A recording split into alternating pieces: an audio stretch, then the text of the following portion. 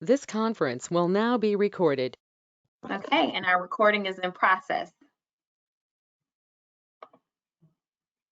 All right, so we touched on a little bit of what we'll go through today. Our conversation will just ground us once more in the why of Crisis Alert. If you all have not had an opportunity, again, to either connect with us through our Q&A or through the Administrative Institute last week, we'll just, again, recap the importance of Crisis Alert. We'll go through this badge that you see me wearing today and really talk about essentially the heart, if you will, of Crisis Alert and what it means for staff and how staff can use this badge to really get the help they need in the case of, a localized emergency or a campus-wide emergency. So we'll talk through a lot of the details around the badge, the type of alerts that you can activate from this badge, how to wear this badge effectively, best practices for that. We'll also talk about other campus alerts that you all as responders can activate. So that's separate from the badge. We'll dive into the mobile and desktop apps. So this is where you'll be managing alerts, either receiving, activating, closing alerts, as well as for those who'll be managing users and assigning badges to users, our desktop app. So we'll go through the details of that and how to do it. It's super, super simple, very user-friendly and intuitive, but we'll show you what that looks like. And then we'll want to make sure that you have resources for your staff, right? At the end of this, what part of this information is most important to your team to share with your team and what they actually need to know? So we'll talk about some resources that you all will be able to put in hand and send or share with your teams and with your staff. Okay. So as I kind of go through the whys of the Crisis Alert system, again, this slide just grounds us in the platform and the components of it, the equipment that's been that we've been installing in your schools and at your locations, and how it all communicates together. As you all see the components of Crisis Alert and the platform and the equipment that's included, really I want to just touch on a few points that hopefully are important to you all and resonate with you all. The first being that, the main purpose of Crisis Alert is for you all to have expanded response coverage and get the help that you need when you need it most, right? To not have to fidget with various devices or your phone or things of that nature to get help, when, as Tara mentioned in our Administrative Institute last week, when panic takes us over and we really just need to be kind of in basic functioning mode. We also need a way to be able to communicate beyond, phones, right? We know that our schools are, the structure and the architecture of schools are really designed, to weather a lot of different circumstances and events, if you will. But what that means is sometimes, when we're trying to use our devices and specifically rely on cellular networks, phone networks, that can create problems, right? So the great thing about Crisis Alert is that it functions, as a wireless network. You also have proactive monitoring with Crisis Alert. So if any part of our platform isn't working, we actually have a command center that's looking at your sites and making sure that things are functioning properly. We're indicating whether or not something needs to be replaced or not working properly. Even if maybe one part of the solution or the platform isn't working, it's a self-healing network, and there are so many other pieces of the equipment, if you will, that will continue to work together. So the great thing about it is it's, it's not one device specific. The system won't be compromised, even in the event of if power goes off out or if a battery goes out, right? The system, again, it still has a self-healing network, and we have, power backup, things of that nature to make sure that you get the response coverage you need. So just wanted to give some additional highlights in terms of the care and consideration that's been taken into Crisis Alert to make sure that you have that expanded response coverage and can get help when you need it. Okay, Chantal, let me just jump in real quick. Sure. The hubs that are listed there are actually an integral part of the actual functioning of the program. And we've had some people asking already, can we move the hub because it's blocking one of the outlets for the teachers and things like that. So what we're going to need to do is these hubs need to stay in the locations that they're placed, because they're placed out of the areas where students are normally at. And it still gives you the functionality to use one of the ports. So the quick workaround on that is to install a power strip into the one outlet that's available, to give you additional outlets if that's the case, that where it's needed. If you have further questions about the hubs themselves and questions about them, or if you get one knocked off the wall or something like that, please contact me immediately, and I'll help get it squared away for you and make sure we get it reattached and back in that location. Thanks, RT. Okay, so this handy badge here sets off two types of alerts. The first is a staff alert. So when you need help, and again, in the event of a true emergency, that's when we're going to use this badge. That's when we're how we're going to share that information with staff, using this badge in a true emergency. If there is a room or area specific issue, you would activate a staff alert. And we'll go into a few scenarios in a second for staff alert. And then there's also your lockdown alert, right? So the type of campus alert that you can trigger from the badge, the only type of campus alert that you can trigger from this badge is a lockdown. So that's, site-wide, it could be a district issue, and it could be a situation like in the, unimaginable situation of an active shooter, or let's say weapons have been reported, someone's been cited with a weapon or weapons on campus. There have been threats that, physical, that level of danger is going to take place on a campus or at a school or location. That's when a lockdown alert would be activated or should be activated. Okay. In terms of initiating a staff alert, when you need help in scenarios that, again, we typically see for activating a staff alert, medical emergencies are number one. We see so many times that our districts, need this badge to activate a staff alert because there's a medical issue that's occurred or a medical emergency that's occurred, and folks need help right away. If there's a physical altercation or a fight or that you can't de-escalate and need backup or support for, that could be a scenario. Sometimes there might be custody issues or suspicious activity. Let's say a guardian or a parent has been removed from the contact list or pickup list with their student. Maybe they're escalating a situation and you need backup or support. All of those types of scenarios would be great examples of when staff should use their badge for a staff alert. And you may be able to hear this today, but with that badge, staff is going to click it 3 times. Click that button 3 times. When they click this badge, the button on this badge 3 times, they're going to receive a short vibration. And when that happens, those school responders or responders assigned to that site, they're going to be notified that a staff alert has been activated. In terms of what the school responders see, what you see, this is an example of what it looks like. So again, staff is pressing that badge 3 times. Any employee, all employees will have a badge, so any staff member can activate that staff alert. And then for the responders, you all will have access to our desktop and mobile apps. So you're actually going to see the location.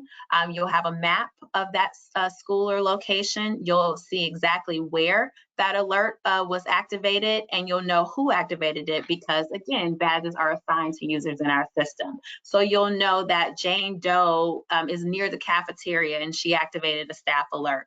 Or, Tommy Doe is near the office and activated a staff alert. In terms of activating or initiating a lockdown alert, we don't want staff members to be thinking about the number of times that they have to click this to initiate a lockdown. In an event like that, emergency like that, we want staff to continue pressing this button, pressing the button, and they're going to get a longer vibration feedback when they do that. When they continue to press this button, they'll also get auditory and visual cues, and we'll take a look at what those entail. So again, staff is pressing this badge repeatedly until they feel that longer vibration and they hear and see those cues. They'll hear, this is a lockdown. This is a lockdown coming over or coming across the intercom because we have intercom integration. They'll see those strobes in the ceiling flash red. They'll hear chirps from those strobes. On district issued devices, your laptops, your smart boards, for example, you'll see a lockdown message with instructions displaying on all of those computers. And then finally, responders like you all, like yourself, you'll get that notification on your phone, your desktop, indicating for your mobile where that alert has been activated. Again, the location of it and how long it's been since that alert has been activated. Now we'll cover campus alerts in just a few minutes, but if you all remember, only 2 types of alerts are activated from the badge, that staff alert and the lockdown alert. There are other campus alerts, and we're using a standard response protocol to align the visual cues that you'll see in those strobes, those colors, with SRP that you all have been discussing in your district. But the same process happens. The only difference is instead of the alert being activated from the badge, it's actually activated by a responder, either desktop or mobile. And then you get the auditory cue, right? That intercom message that aligns with that particular campus alert. You see the color in the strobe that aligns with that particular campus alert. You hear the chirps. You get the desktop message that displays on computers indicating what type of alert and instructions. And again, you get the notification. You as responders get the notification of what type of alert has been activated. Now, I'll spend a few minutes talking about how to wear the badge because this is extremely important to share with staff, especially because we know that some mistakes will happen. There will be accidental or inadvertent presses, but we want to minimize that as much as possible. So here are a few details for you all to remember and to share with your staff in terms of how to wear the badge, okay? The first is that you want to make sure that for the staff ID that's going to essentially be attached to the badge, that ID is in front of the badge and that the button on the badge is facing away from you, right? So you want it to be facing outwardly. You don't want it to be facing you because that could create some accidental presses against your chest. Best practice is to wear this badge on a lanyard like how I'm wearing it. I know RT has mentioned, maybe breakaway lanyards, just, for that extra security, if you will, on your neck or with wearing the badge. But we really recommend that this badge is worn upper body above the waist. If you're going to clip the badge, please clip it on your shirt collar, the top of your sweater, top of your dress, things like that. But again, to really try to avoid accidental presses, it's best that the badge is worn above the waist. Make sure you are wearing your badge at all times. Don't share the badge with anyone else. Don't give it to anyone else. Don't leave the badge on your desk or anywhere that might be accessible. I've shared this example a couple of times and I'll continue to. We've definitely seen scenarios or worked with schools where, a teacher may have left the badge on a desk, set it down. Student swipes the badge, they go in the restroom, they're initiating lockdowns, they've left the scene of the crime, if you will, and now it looks like Jane Doe is in the bathroom activating a lockdown when she really isn't, and it's just unnecessary time away from instruction and all of the important things that you all are doing within your day. So really want to avoid those type of occurrences. So please make sure you have your badge on you at all times. With that in mind, make sure that you're keeping your badge accessible, right? The whole point of this is to be able to push a button, simply push a button when help comes, and to easily do that. So you don't want to be fumbling in your purse or trying to go in your wallet and find the badge when you really need it. The other piece to this is, again, accidental presses can occur, right? If something's on your, if this badge is in your purse and something's pressing the badge, for example, we've seen that happen where it's triggered a lockdown and someone's driving, near district, district campus, none the wiser that their badge is setting off a lockdown on a Friday night. So really want to be careful about that. And then of course, please make sure not to hang flash drives, keys, anything that's again could cause risk of inadvertent presses on that badge.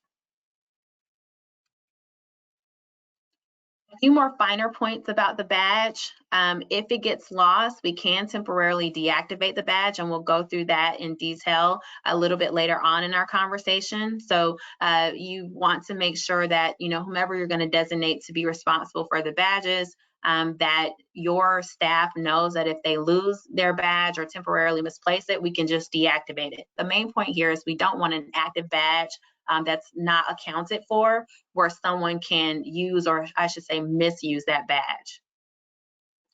A question we get often is, am I going to be tracked with this badge? Is this badge tracking me? We want you to be assured, and we want you to assure your teams that no, this badge is not tracking you. So yes, the badge can be used district-wide, right? It can be used at every district site or location, every school, right? Because we want people to be able to get help when they are on campus, right? When they are on district property. But away from district property, at your home, you know, church, the grocery store, what have you, this badge will not work. So some folks may want to press the badge at home and practice. That's completely fine. It won't activate an alert. Another question we get is, what happens if someone needs medical attention? I'll use that scenario with a staff alert. I pressed the badge 3 times, no one came. At this point, I need help, I need it now. I'm going to keep pressing the badge, right? You want to make sure that staff does not rely on a lockdown alert to escalate, right, or for escalation. So if someone presses this badge because they need staff alert or need to activate a staff alert, they pressed it 3 times, they feel like help hasn't come in a reasonable time frame, at most they should you know, maybe activate another staff alert, right? 3 clicks again, but just want to make sure that they understand that they should not be continuously pressing this. It will create a lockdown. It could actually even, you know, unfortunately, take away from the help that's needed in that particular area or room in the event of a staff alert. So just want to remind your team of that.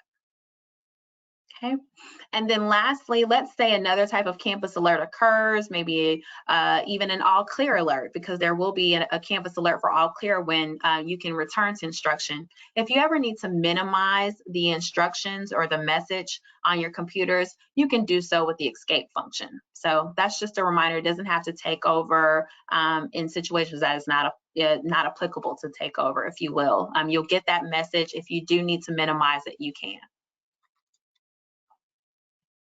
Okay, so we're going to take a minute to answer questions. I'll look at the chat now and see if we have any so far. Also give some time for folks to compose questions if they need to. And we'll move to our next section, which is managing alerts, first through the mobile app and then through the desktop app if there are no questions or after we've addressed all the questions. So give a few seconds for that. And take my sip of water while I look.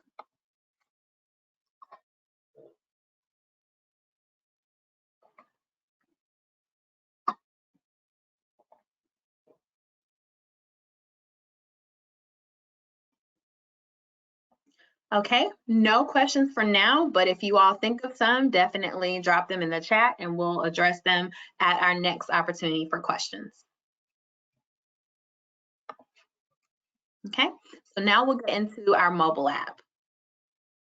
And so just as a reminder, in terms of who has access to the mobile app, who has access to the desktop software, the desktop app, who manages these alerts, right? Who activates them, receives them, and closes them if it's not from the badge?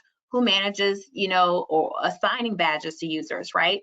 Only the people with access to the desktop and mobile app, so you all as responders or you all as a badge manager will have that level of access. So your staff members who are not responders, your staff members who are not badge managers, they will only have the badge, and as a reminder, we'll only be activating staff and lockdown alerts. Okay, so as far as our mobile app is concerned, again, it allows you the ability to manage those alerts, to receive alerts, close them, and of course to activate alerts. Okay, it also gives you that map location view, and we'll show it to you again in just a minute. But when we need to know who's activated alert, where they are, what it looks like, you know, physically at my school or location or at your school or location, that mobile app allows that that view. And then we always want to remind you that you'll want to set your notifications for the Crisis Alert Responder mobile app on your phone. So for those who have district issued mobile devices, you'll have the app available to you. Our T and safety security team will work with ITS to make that available. If you choose to download this on your your personal mobile device, then you'll want to either download that from the App Store or Google Play, and it's the Crisis Alert Responder app.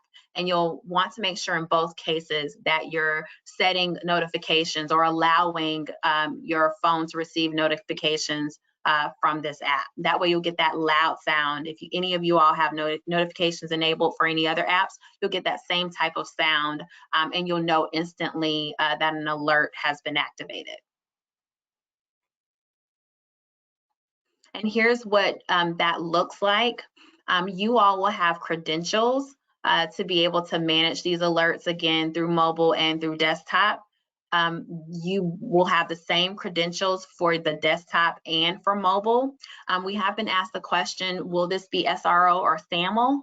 It's my understanding that we won't be using your district login credentials, but you'll set up credentials, you'll set up login credentials for the Crisis Alert apps, and you'll use the same ones across both the mobile and the desktop.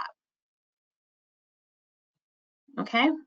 When you log in, particularly for mobile, you'll have a tutorial, a responder tutorial. It'll be 3 easy screens. It'll be a refresher of everything that we're going through now, but it's a nice to have in case you forget or if you just want to, you know, have that extra assurance. The mobile home screen will typically look blank, right? Because for the most part, active alerts won't be current. If you need to begin or activate an alert, it is super, super simple. As you can see here, there's a begin alert activation red bar. That is where you would initiate or activate an alert. When you press that bar, you'll be asked to select the location for your alert. Most of you all will be assigned to one location, but some folks may be assigned, some staff may be assigned to multiple locations, but you'll select the location for which you need to activate that alert, and you'll select the alert type. And here's an example of what your alerts, your district specific alerts look like. So again, this aligns with Standard Response Protocol or SRP, but you also have some drill alerts as well in here. And your safety security team, RT and his team, they'll connect with you all on drills and best practices, etc. But when or if you are doing a drill at your school or location, you'll be able to select that alert type. Okay. Once you do that, you will confirm that alert. Excuse me, you'll confirm activating that alert. You'll confirm the alert type and the location, and then you will have activated that alert. To receive an alert, just like we talked about with enabling your notifications, once you've enabled the notification, it'll come across in your notification center on your mobile device. You'll again see the type of alert, where and who opened or activated that alert. You'll also be able to, in the app, see the same information. Additionally, you'll be able to see, just like we mentioned earlier, where it's coming from. Is it coming from room 203, the playground, you know, the office, you know, near, you know, first floor bathroom, whatever the case is, you'll have that floor plan or see that floor plan, and you'll see that red flashing symbol indicating that that's where the alert was activated. And again, of course, who activated that alert. Closing an alert is super simple, just like activating that alert. You select that gray close button. You'll select the reason for closing the alert. If it was a lockdown, maybe there was a physical threat or a campus threat. If it was a staff alert, maybe it was a physical altercation or a medical situation. Maybe a staff member accidentally pressed it, so we need to select inadvertent press. But you'll have a list of options to choose from in terms of selecting the reason for alert, and then you press close alert, and that alert is closed at that time. Okay, so it's pretty much 3 simple steps in terms of receiving, activating, closing. The mobile app guides you all along the way.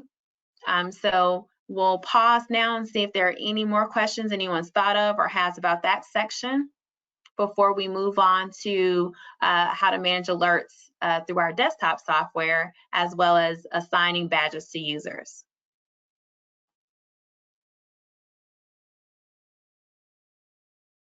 And I'm just going to keep sipping my water every time, just to allow for a little bit more time.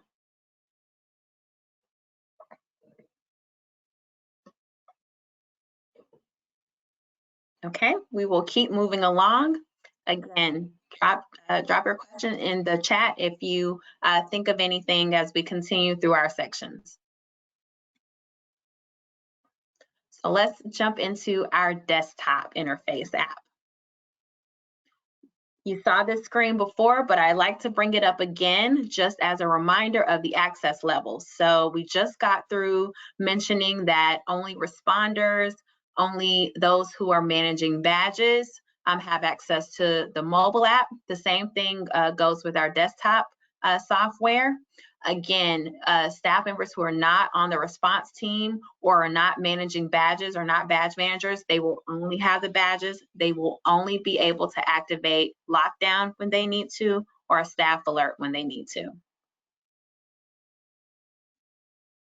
So for those of you who are responders, who are badge managers, you will be able to, again, log into our system as badge managers. You'll be able to click the setup password and receive welcome emails and set up login credentials.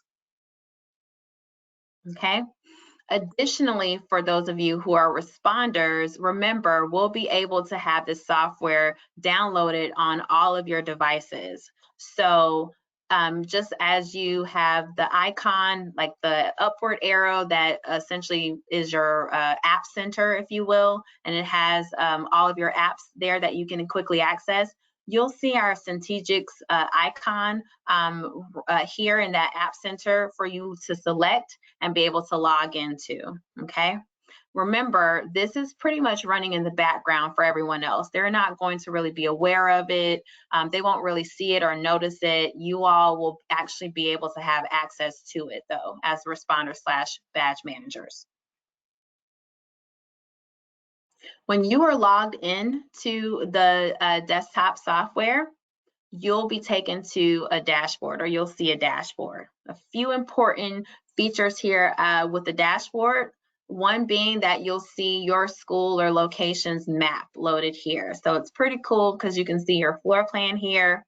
At the top, you'll see your location. For those who might be assigned to multiple locations, you'll want to make sure that you've selected the site or location that you are actually intending to take action for or are interested in, right? So the key here is you want to make sure that it's on the right site, that it's on the right location. To the right, in what I like to call the alert center, you'll see typically that there are no active alerts, which is how we like it. But if you did need to activate an alert, that blue activate alert bar allows you to do that. Just like with the mobile app, it's very, very easy to activate, receive, and close alerts. And I'll show you what that looks like. So again, pressing that blue bar will allow you to activate an alert.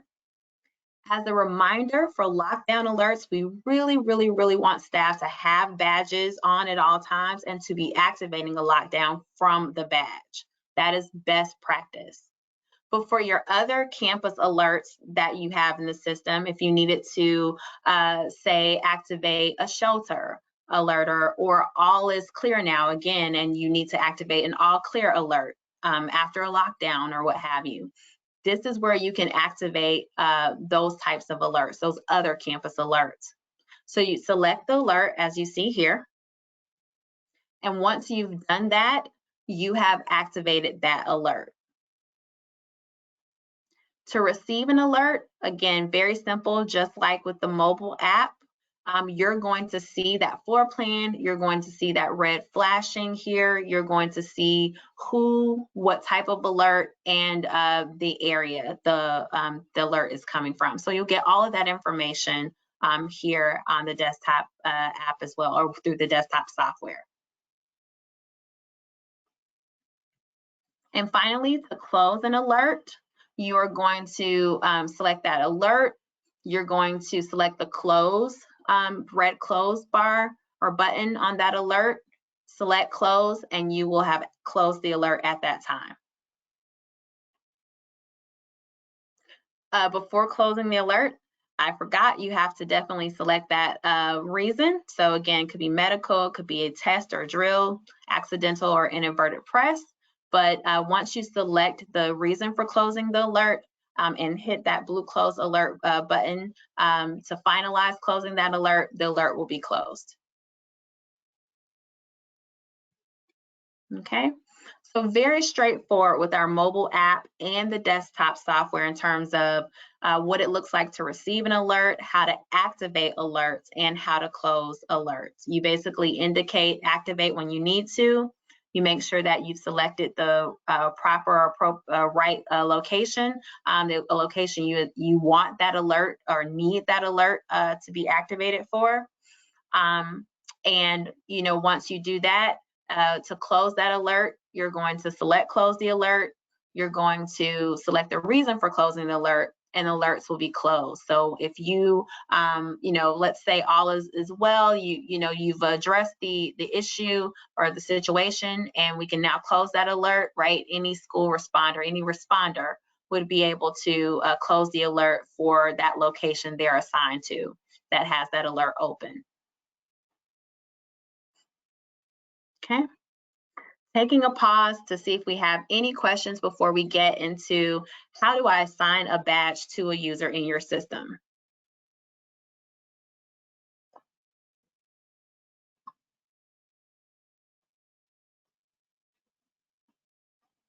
Okay, let's move into badge and user management. So going back to our dashboard, right? We talked about how to access that dashboard, excuse me. At the very top corner of our dashboard, there are 3 horizontal lines. You see it kind of highlighted in the top right corner of this slide. And that will take you to the admin panel. The admin panel is where we manage users, manage badges in the crisis alert system.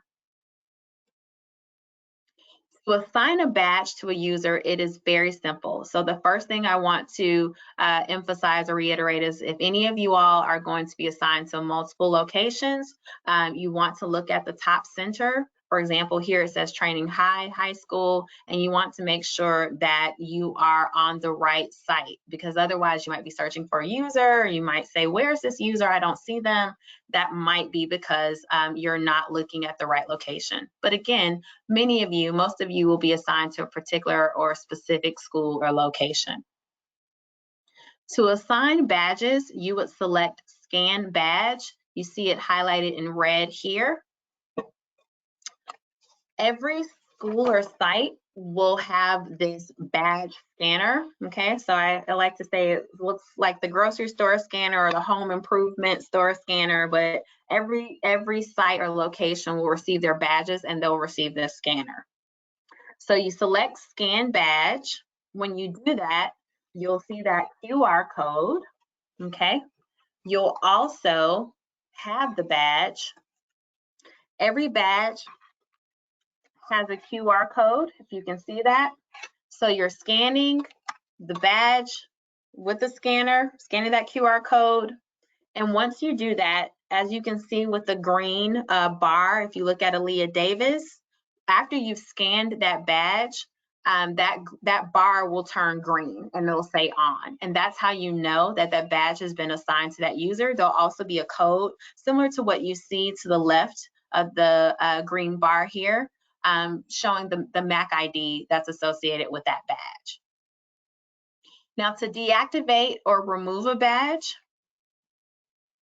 you can take that green button and essentially click it and it'll gray it out, and that temporarily deactivates the badge. So if someone comes to you and says, I can't find my badge, I think I've misplaced it, but it should turn up soon, right? You can just go ahead and deactivate it. The main point here is we wouldn't want active badges in the hands of someone else or not with that user, right? So to avoid someone playing with the badge or the badge getting to the wrong hands, you can temporarily deactivate that badge.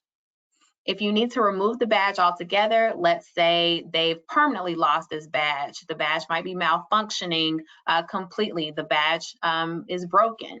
Then you can remove that badge altogether, follow the scan badge steps that we just talked about, scan a new badge to that user, and then that new badge will now be assigned to that user.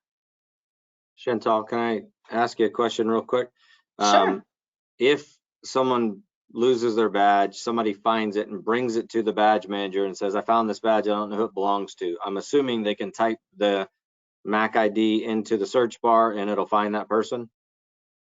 You know what, RT, that's a great question. It's probable, but I admit that I may not have tested that out before. I will need to test that out and confirm it. At a minimum, you can sort by the badge MAC number and then search for it that way. Exactly. Great question.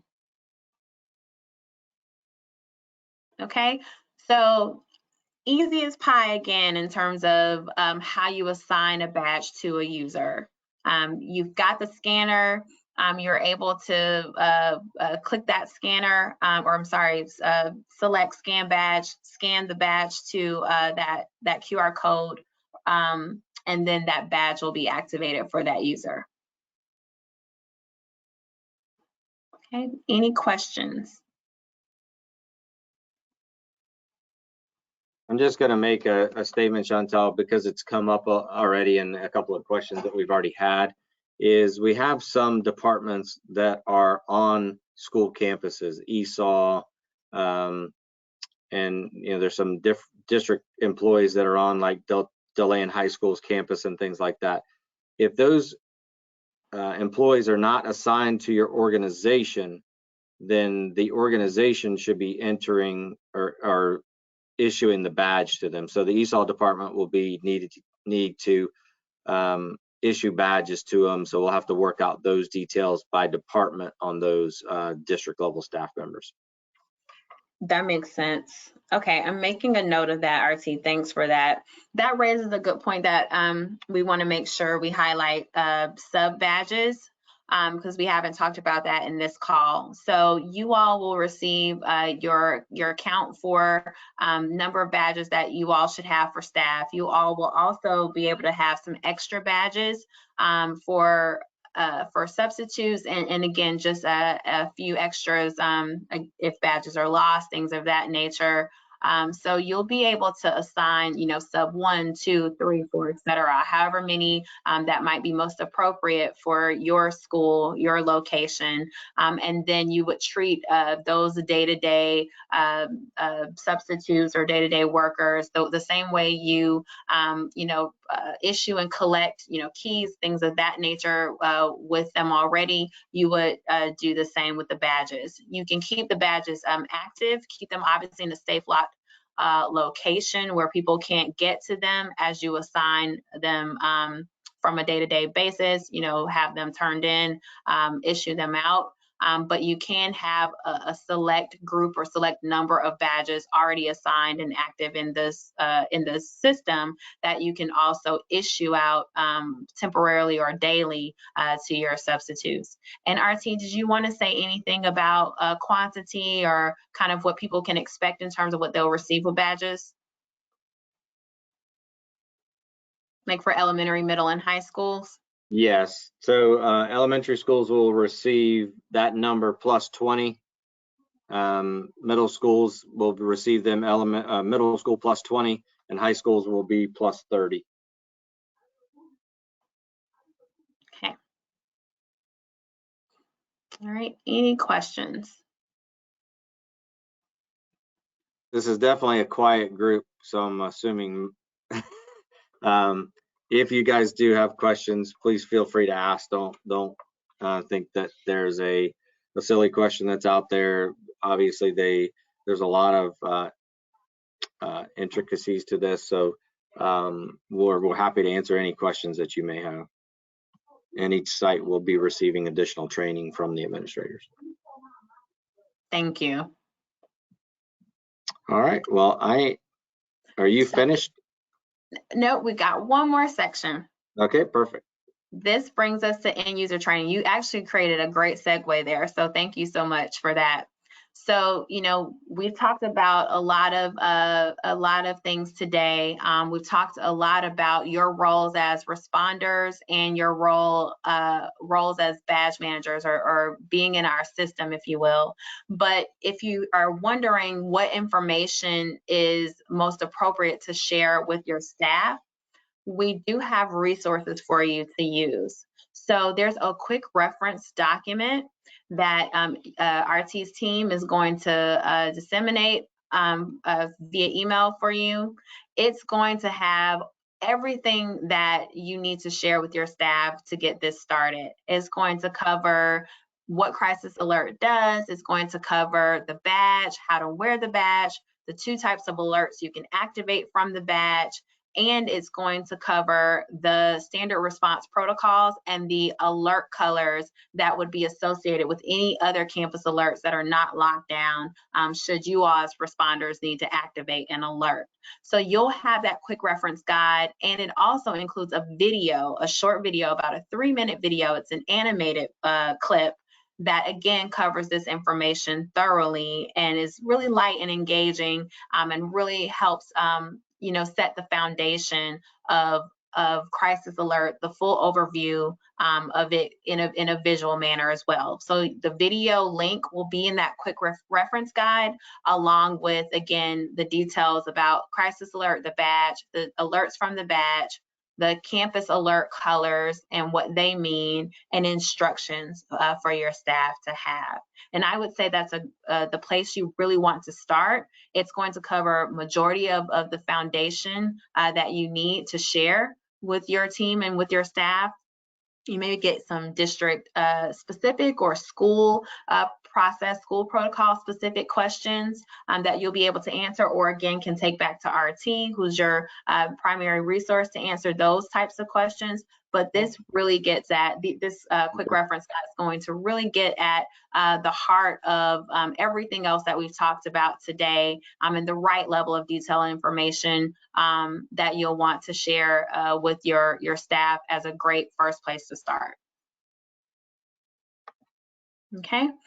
I see that we have some questions. I'm going to leave it on this slide and just look at those. Will there be a manual to arrive with them? Them, I'm going to assume, could mean maybe the scanners or the badges. You won't get a manual, but again, it's pretty intuitive. You're going to take that, if you're talking about managing badges, you're going to take that scanner, hit scan badge, you know, scan that QR code, and very easy to follow. We do have training resources, video clips that cover what we talked about today, RT, I'll be happy to send that to you as well. It's a one-pager that we share with districts for responder badge manager level. And if you decide that that's a good resource, we can certainly, make that available to you as well. All of our videos are 3 minutes or less, so very quick, digestible content.